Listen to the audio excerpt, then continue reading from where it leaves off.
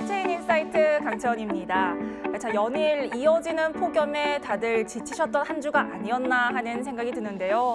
하지만 이 블록체인 업계 그리고 암호화폐 시장 이 가뭄에 내린 단비 마냥 오랜만에 좀 반가운 소식들이 많았던 한 주가 아닌가 하는 생각이 듭니다. 저희 오늘도 풍성한 소식들 많이 준비했으니까요. 많이 기대해 주셔도 좋을 것 같습니다. 자, 블록체인 인사이트 오늘 본격적으로 시작해 보기 전에 저희 오늘 라인업부터 살펴보겠습니다. 자, 저희 첫 번째 코너 블록체인 이슈업에서는요. 관련된 이슈들 집중적으로 분석해 볼 텐데요. 오늘도 두리안 블록체인 센터 박재준 대표와 함께 심층 분석해보는 시간 가져보도록 하겠습니다. 자, 저희 이어지는 프론티어 인터뷰 시간에는요. 블록체인 업계를 선도하는 인물 만나보는 시간이죠. 저희 램재단의 자문위원이자 동남아시아 지국장인 이 스티븐 치아와 함께하는 시간 마련해봤습니다. 자, 저희 마지막으로 큐2F 시간에는요. 암호화폐 최근 흐름 그리고 실전 전략까지 서성민 전문가와 함께 짚어드릴 테니까요. 마지막까지 많은 시청 부탁드립니다.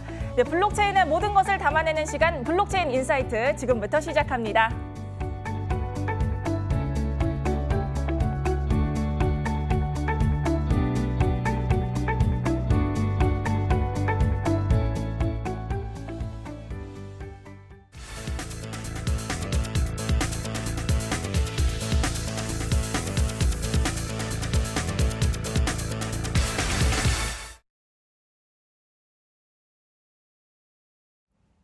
네, 블록체인 이슈들에 대해서 집중 분석해보는 시간이죠. 블록체인 이슈업 시간입니다. 자, 저희 오늘 먼저 현재 업계에서 어떤 이슈들 주목하고 있는지 함께 살펴보고 오겠습니다. 첫 번째 이슈입니다. 자, 미국의 암호화폐 거래소인 코인베이스가 규제 당국으로부터 이 증권 회사를 인수해도 좋다는 승인을 받았습니다. 자, 앞으로 코인베이스가 증권, 토큰 거래를 취급하는 길이 열린 것으로 평가되고 있는 가운데 암호화폐 산업 자체의 제도화에도 이목이 집중되고 있습니다. 글로벌 자산운용사인 블랙록이 비트코인 투자를 검토 중이라는 보도가 나왔습니다.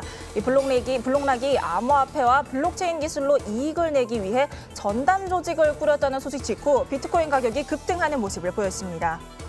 IBM이 금융 스타트업인 스트롱홀드와 공동으로 미국 달러화와 연동한 암호화폐 출시를 준비 중이라고 합니다. 자, 암호화폐 단점인 가격 변동성을 보완하기 위해 달러 페그제를 이용한 스테이블 코인 도입을 구상 중인 것으로 알려졌습니다.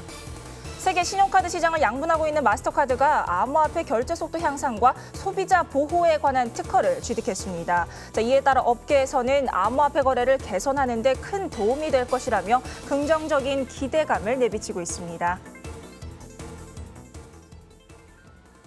자, 오늘 이슈업 두리안 블록체인 센터 박재준 대표와 함께 집중적으로 분석해 보도록 하겠습니다. 네, 대표님 안녕하세요. 네, 안녕하세요. 네, 이번 주 정말 이제 호재가 만발했던 한 주가 아니었나 네, 그렇죠. 하는 생각이 드는데, 자, 저희 기다리지 않고 첫 번째 이슈부터 좀 넘어가도록 하겠습니다. 먼저 저희 코인베이스와 관련된 내용을 좀 살펴볼 텐데, 이제 정식 규제를 받는 이 증권 중개사 승인을 받았어요. 이렇게 되면은 아무래도 이 단순히 거래소뿐만 아니고 좀 더 다양한 영역으로 확대가 될 것이라는 기대감이 있는 것 같은데. 어떻게 보면 될까요?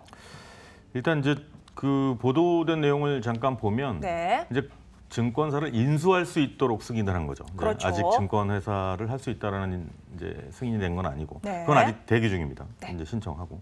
근데 사실 코인베이스는 기존에도 키스톤 캐피탈이라든지 그다음에 베노베이트, 그렇죠. 디지털 웰스 같은 회사들을 이미 인수한 상태입니다. 네. 이제 이번에 증권회사를 인수할 수 있도록 승인이 떨어지고 나서 증권회사 인수하고 또 네. 증권사의 면허가 또 나오게 되면 이제 그 다음부터는 사실 이 전통적인 이 금융시장에서만 있었던 여러 가지 금융상품들을 코인베이스, 그러니까 암호화폐 거래소에서 네. 실시할 수 있게 되는 거죠. 그렇죠. 그중에 이제 보도자료 보면 증권 토큰이라든지 기존의 전통적 자산을 토큰화한 것들을 취급한다든지 이제 이런 것들이 좀 많이 크게 달라지는 거죠. 네. 근데 이제 이런 기사들이 최근 3, 4주 동안 좀 많이 있어 왔습니다. 뭔가 제도적으로 좀 바뀔 것 같은 느낌. 네. 그래서 이제 추측성 보도들도 굉장히 많았죠. 그렇죠. 근데 사실 이제 많았죠. 한 몇 달, 이제 올 초에 이제 커스터디 서비스 얘기도 나왔었고, 그렇죠. 그다음에 이제 선물 거래를 위해서 블록체인을 적용하겠다 이런 얘기도 나왔었고. 네.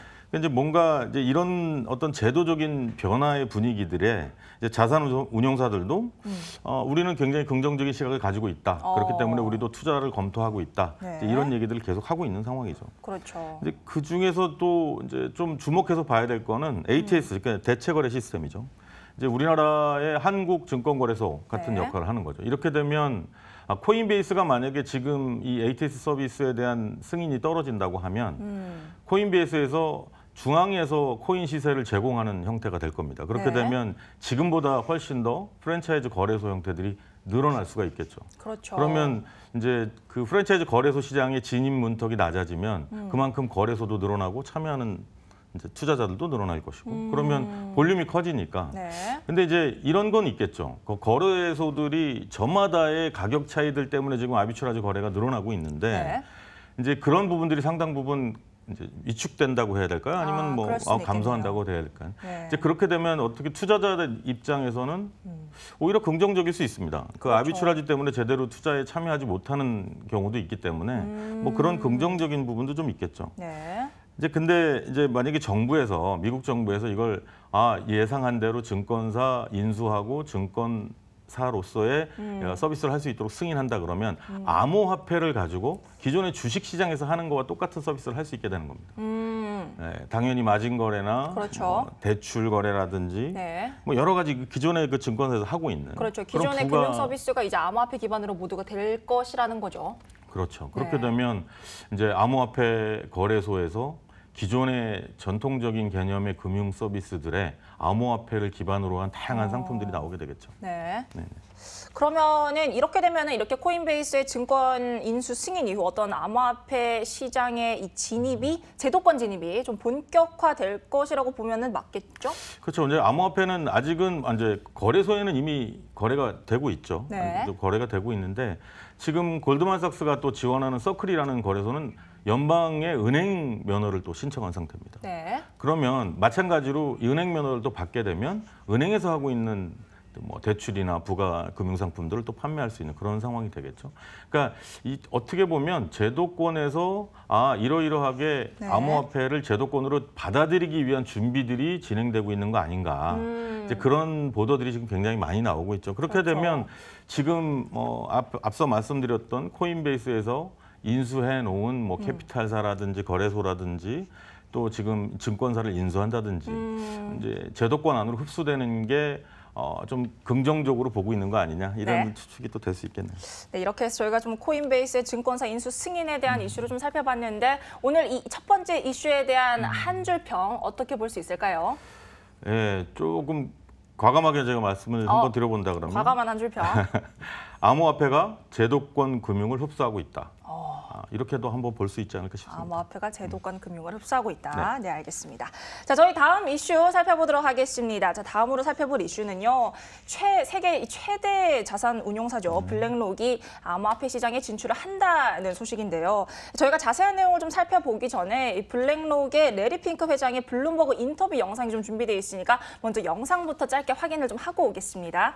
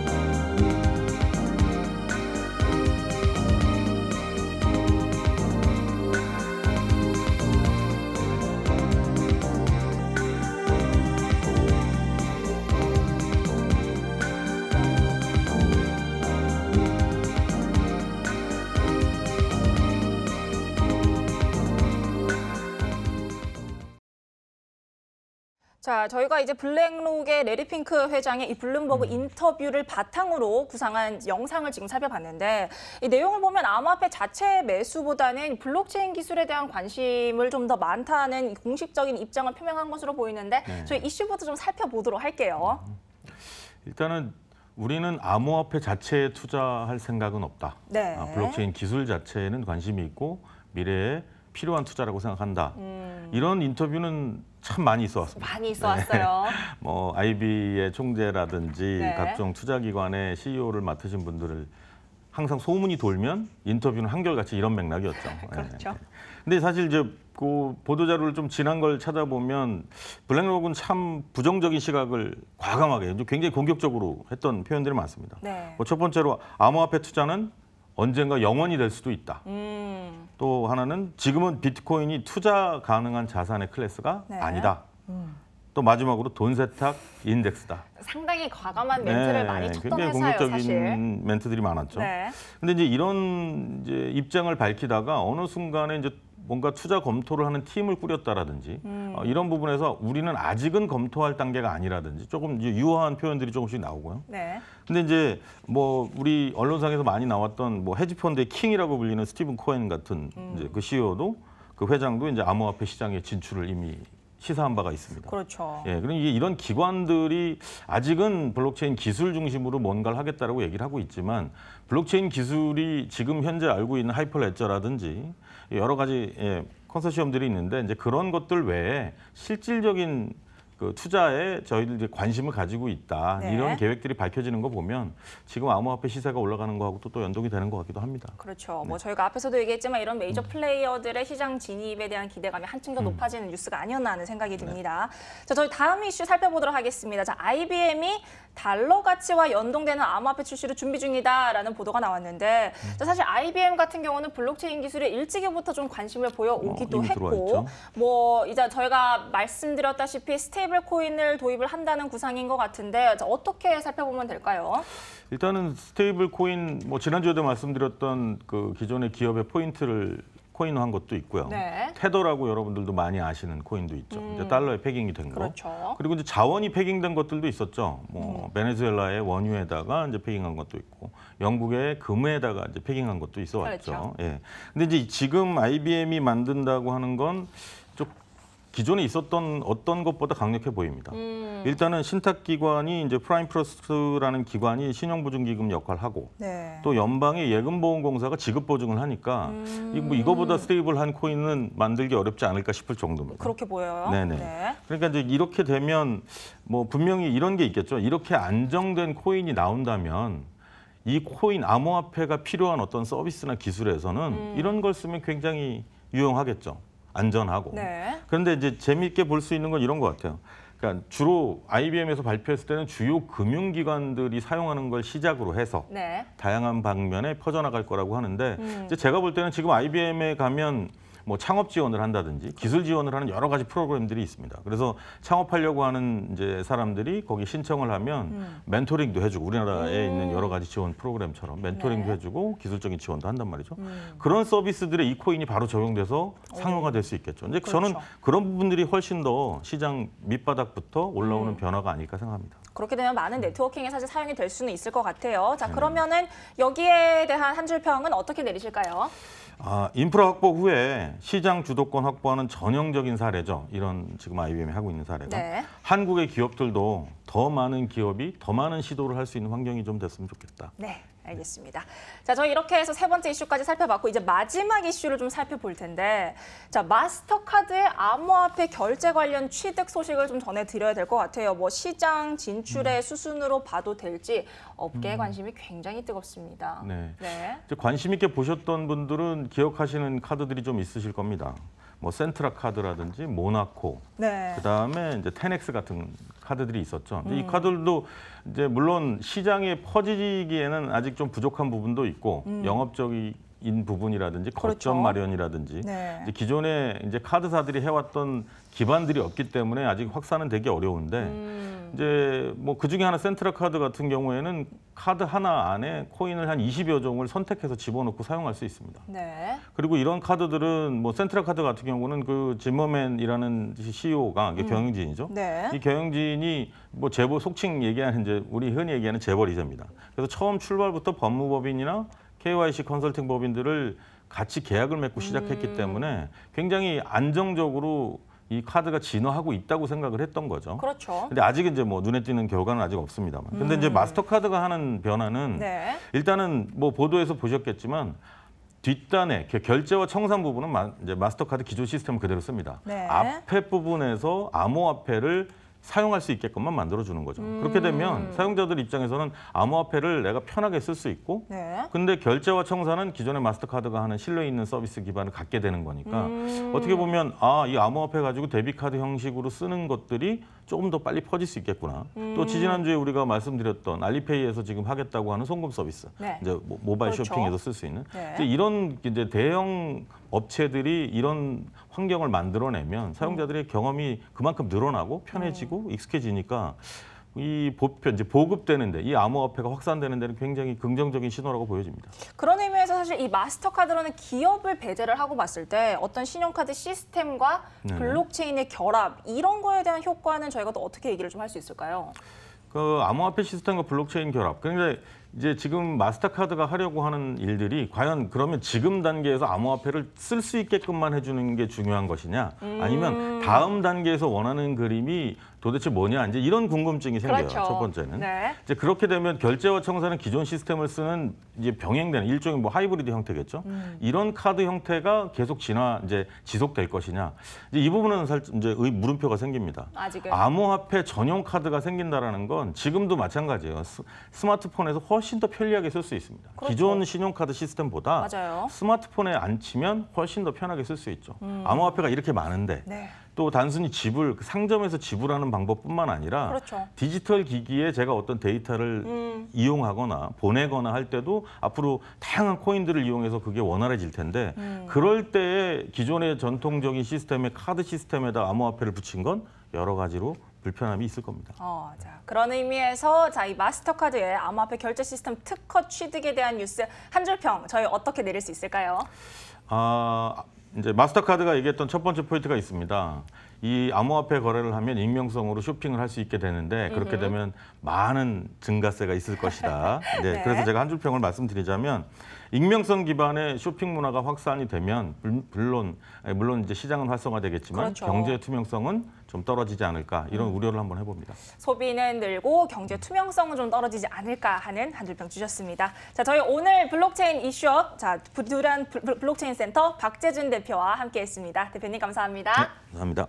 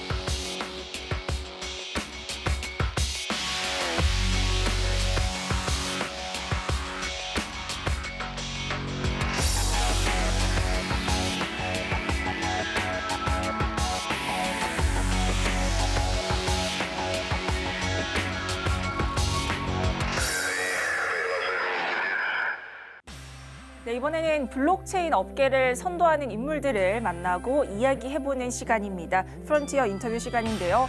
저희 오늘은요, 일명 램코인으로 유명한 이 세계 최초의 스마트 자산 플랫폼, 바로 뉴 이코노미 무브먼트의 자문위원이자 또 동남아시아 지역을 담당하고 있는 스티븐 차 씨 모시고 얘기를 나눠보도록 하겠습니다. 안녕하세요. Welcome to the show. Hello. Hi. So I know you're pretty popular in blockchain and IT, but Koreans might not be that familiar with you. So could you please introduce yourself to our viewers? And maybe with your past work experience, if you can. Okay. Essentially, I am a serial entrepreneur. Okay. I have been involved in IT, even though I didn't study IT, but I have been involved in IT Also, you didn't nearly study 20 over IT. years. I also previously have involved in internet service provider. I built one of Malaysia's 4G networks in Malaysia. Oh. And I'm also involved in the family business in property development. Really? Yeah, and previously I used to work in New York as a consultant with Ernst & Young. Yeah, so I went home to Malaysia and became an entrepreneur. Oh, I Yeah. see. Well, that's pretty interesting experience, I guess. Yes, E&Y yeah. in New York. That's pretty fun. Okay, so is this your first time visiting in Korea?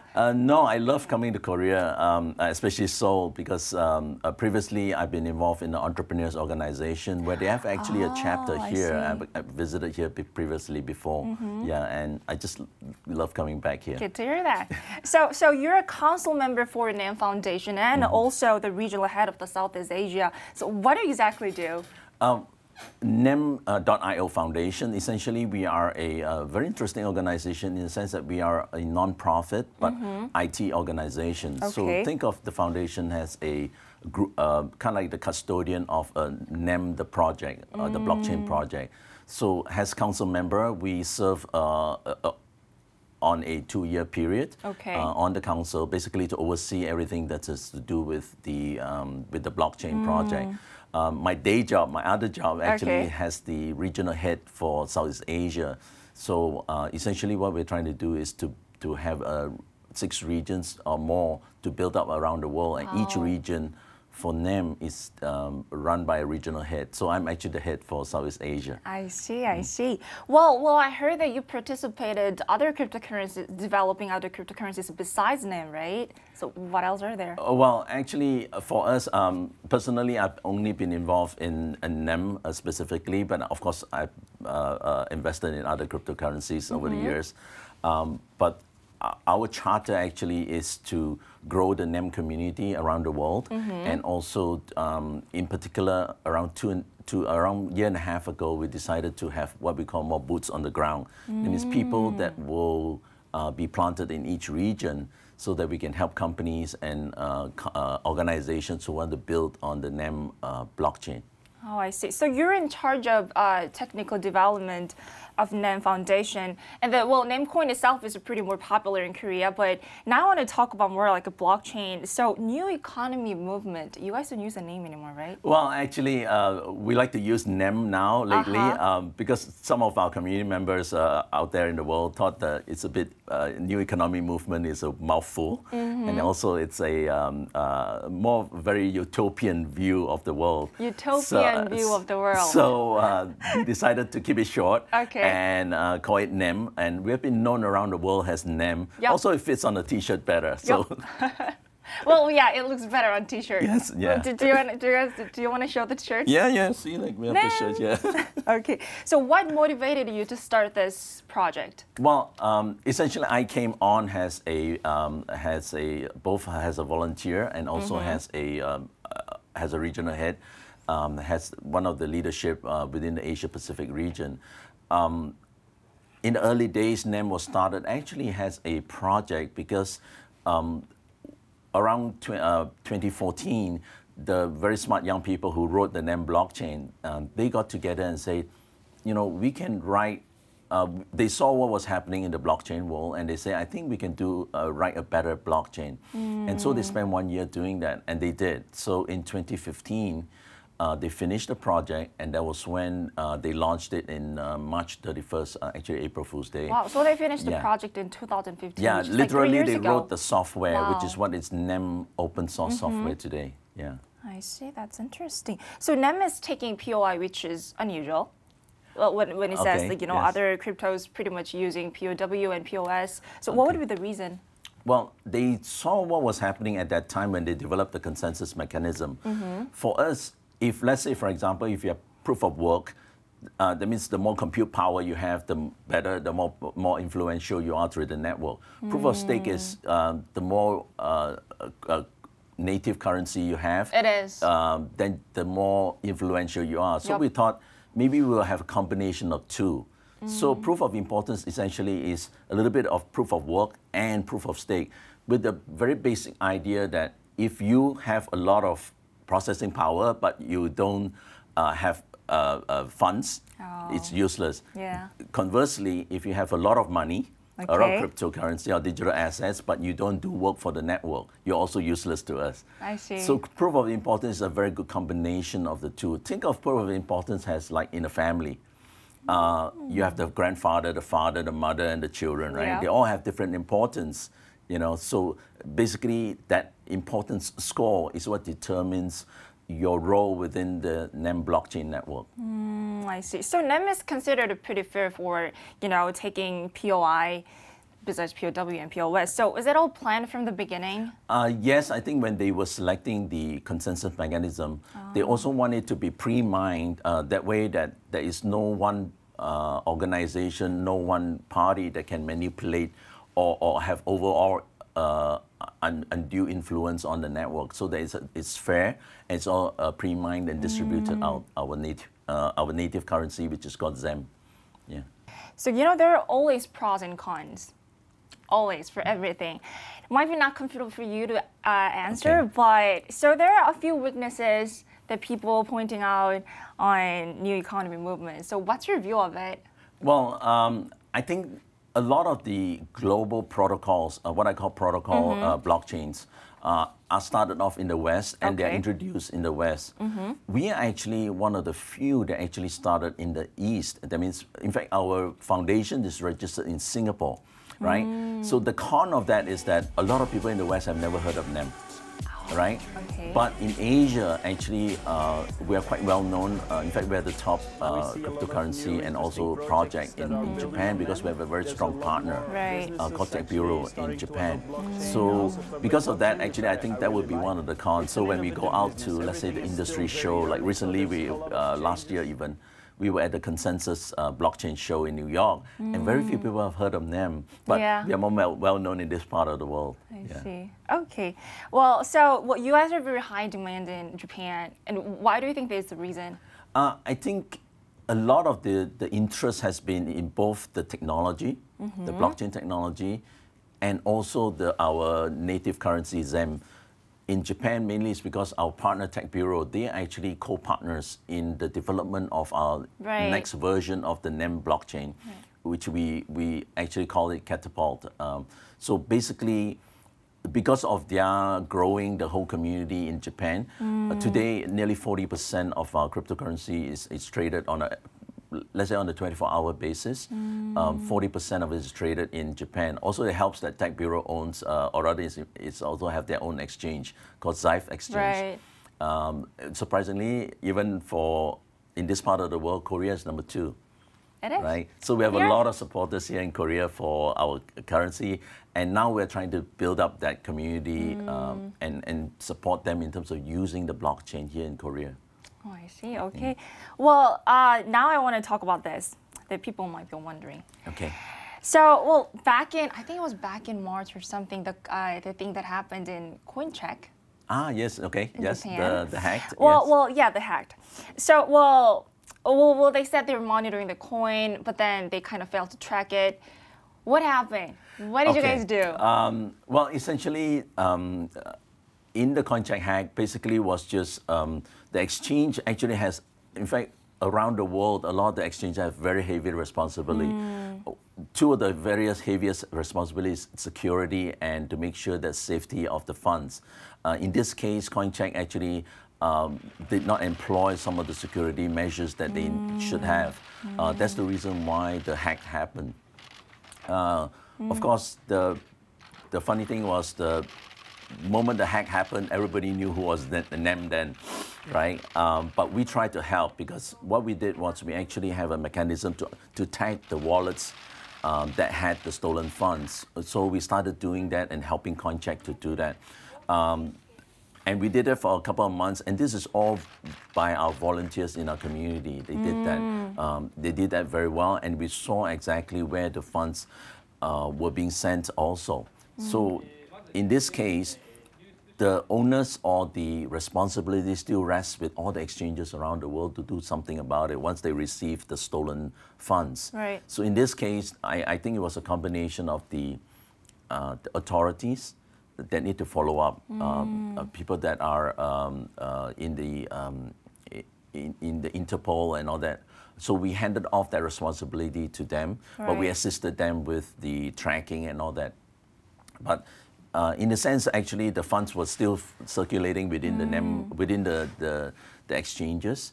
And after a few months, we actually had to stop that tagging because of that, because innocent wallets were getting tagged because honestly, the hacker did one better. They started sending some of the currency stolen funds to innocent innocent wallets. Yeah. So we literally, rather than create a very embarrassing situation for exchanges and for wallet holders, we Right. decided to actually power down that tracking for the CoinCheck hack. And basically, the responsibility was back to CoinCheck to actually do the follow-up and work with the authorities, because after all, the funds stolen were the funds that were held by them in their exchange. I guess the advice that we had is actually for all exchanges to keep very good records and have a very high excellence of security when they run the exchange business. That to me is one of the most important things if you're running an exchange business. Yeah. Okay, I see. So 6% of the coins are lost, I heard. Is it all gone? Well, actually, no, they are still in circulation. They are not burned or anything like that. They are actually part of the 9 billion that are still in circulation in the ecosystem Okay, on the NEM blockchain. I see. So now let's move on to Korea then. You guys are listed in Bithumb Yes, after recently. the upbit. So what's your view of the Korean market? Well, I think it's coming back here is interesting because for a long time, our Vice President, Jeff McDonald, he's actually based here in Korea, but also his role is international. So what we decided to do was actually to have a full team here. And Jeff actually recently went back to America to kind of look after that region also a little bit. And what we decided to do was actually to build a full-time here to engage with the government, with the corporate, and also to help with the ecosystem of people who want to build on the NEM blockchain. I see. But what about your view on blockchain industry then, in general? Actually, it's a very fast-moving industry. It is. And I myself have been Hard involved to in it catch up. maybe a year and a half. Yeah. But it's like a lifetime almost, Yeah. you know. But I think it's a lot of growth. And I think where the exciting part for blockchain is when you have companies who have a problem that can be solved with blockchain, the technology.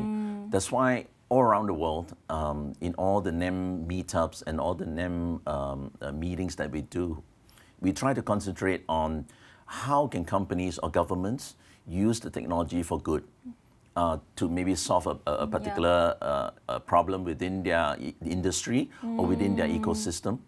And the other thing that I'm very passionate about is about increasing the adoption of blockchain in various industries. So that to me is that's what blockchain is meant for, right? I see. So what's other future plans that NEM has for this year? Okay, for this year, actually, we want to build a small team here. Okay. At the same time, to integrate them with what we're doing around the region, and to engage with the corporate, and also to grow more blockchain developers here. In fact, recently we had a meeting with an accelerator incubator called Foundation X. They are actually going to partner with us to develop the ecosystem to train more blockchain developers. Because we know that if you have more blockchain young people who know how to program in blockchain as a developer, they can help have more use cases and more companies can grow out of that, right? At the same time, this young group of people, after you train them in blockchain, they can help companies or governments to solve some of the issues in the various industries. I see. So for the last, if you want to leave any comments to our Korean viewers, please do so. I think for Korea, we are very happy and we are very glad to all the support that the Korean IT community and the blockchain community has given to us. I think over the years, we have seen so much growth of blockchain knowledge in Korea, and we hope to come here to set up fully to support all this support that you have given to us. We look forward to engaging with corporate to introduce our blockchain technology to them, and I think at the same time also to help the young startup companies with our support and our funding, and perhaps maybe to introduce the knowledge of blockchain more to the government and to the authorities so that there's more understanding in the ecosystem. So with this, I would love to come back to Korea again and do more of it. Please do so. Thank you. Thank you. 네, 지금까지 램재단의 동남아시아 지국장이죠. 스티븐 치아와 함께 얘기를 나눠봤습니다. This brings the closure. Thank you for the coming. Thank you. Thank you.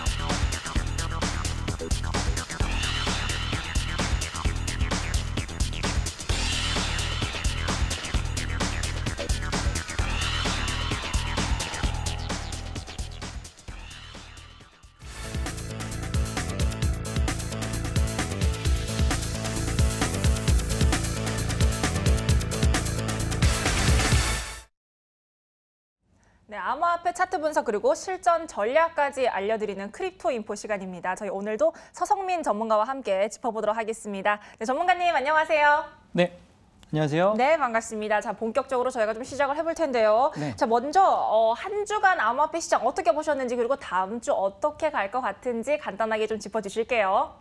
네, 지난주에 힘든 암호화폐 시장이 진행되었지만 이번 주는 상당히 많은 호재들이 나오면서 상당히 좋은 모습을 보여줬습니다. 그 호재 부분들을 일단 정리를 해드리면요. 첫 번째로 정리해드릴 부분은 세계적인 금융투자 회사죠. 골드만삭스의 새로 신임된 CEO죠. 새로 신임된 CEO인 데이비드 솔로몬 같은 경우에는 최근까지 암호화폐 시장에 대해서 친암호화폐적인 발언을 해왔던 인사로 잘 알려져 있습니다. 그런 부분들이 기대감으로 작용했다라는 측면이 첫 번째로 있을 수가 있겠고요. 그리고 두 번째, 아까 그 이슈 시간에도 살펴보셨겠지만 세계 최대 자산 운용사인 블랙록 같은 경우에도 암호화폐 전담 연구팀을 꾸렸다라는 그런 소식들이 이 시장에 상당히 큰 호재를 가져다 줬다. 이렇게 볼 수가 있겠습니다. 그리고 마지막으로 최대의 헤지 펀드의 억만장자로 알려진 스티븐 코엔 같은 경우에도 암호화폐 투자를 고려하고 있다라는 그런 언급을 하면서 이 시장 전체에 대한 기대감이 어느 정도 상승을 불러일으킨 부분이 있다. 이렇게 보시면 될 것 같습니다. 네, 이렇게 반가운 소식이 좀 많았던 한 주였는데, 자, 그럼 여기서 시총 상위 코인들의 최근 흐름도 저희 함께 살펴보도록 할게요. 네, 암호화폐 상위 코인들을 한번 살펴보도록 하겠습니다. 먼저 비트코인 먼저 차트를 보시면서 설명을 드리도록 하겠습니다. 네. 자, 비트코인 차트 보이시는데요. 자, 일단은 상당히 큰 거래량을 실으면서 상승하는 모습을 보여주고 있습니다. 지금 현재 위치는 볼린저 밴드 상단을 이탈한 모습을 보여주고 있는데요. 제가 전 시간에도 설명을 드렸겠지만 볼린저 밴드 자체가 의미하는 바가 이 안에 주가라든가 암호화폐 가격이 위치할 확률이 95%라고 말씀을 드렸습니다. 이 밖을 벗어났다라는 것은 그만한 호재가 있었다라는 부분을 말씀드릴 수가 있겠고요. 그만큼 지금 가상화폐 시장에 대한 기대감이 큰 상황이다라고 설명을 드릴 수가 있겠습니다. 네. 비트코인 같은 경우에는 지난 시간에 제시해드렸던 목표가 780만 원을 훌쩍 뛰어넘는 그 모습을 보여줬기 때문에 상당히 좋은 모습을 보이고 있다라고 말씀을 드릴 수가 있겠고요. 800만 원대의 지지 여부가 상당히 중요하다. 이렇게 설명을 드릴 수가 있겠습니다. 네. 다음은 이더리움 같이 보시도록 하겠습니다. 네, 이더리움 살펴보도록 하겠습니다. 네. 자, 이번 주 비트코인 아무래도 800만 원 지지 여부가 좀 중요해 보인다는 말씀을 해주셨는데 저희 계속해서 이더리움 살펴보겠습니다. 자, 이더리움 같은 경우에는 비트코인에 비해서 상대적으로 약한 모습을 보여주고 있습니다. 자, 50만 원대에서 비트코인 같은 경우에는 아까 10% 이상의 상승률을 보여줬음에 비해서 이더리움 같은 경우에는 저가 대비 한 6% 정도의 상승밖에 보여주지 못하고 있는 부분입니다. 지금 이 이유에 대해서 살펴보면 이더리움 같은 경우에 최근에 네트워크산의 좀 과부하, 시스템 과부하 측면이 많이 보이는 측면이 있고요. 그런 부분들이 계속해서 투자 심리에 영향을 미치고 있다, 이런 생각이 들고요. 일단 이더리움 같은 경우에는 아까 말씀드린 대로 비트코인보다는 약한 모습을 보이고 있기 때문에 조금 지켜볼 필요가 있겠고요. 50만 원대 초반에 가격을 지지해 주는지의 여부가 중요하겠다, 이렇게 말씀을 드릴 수가 있겠습니다.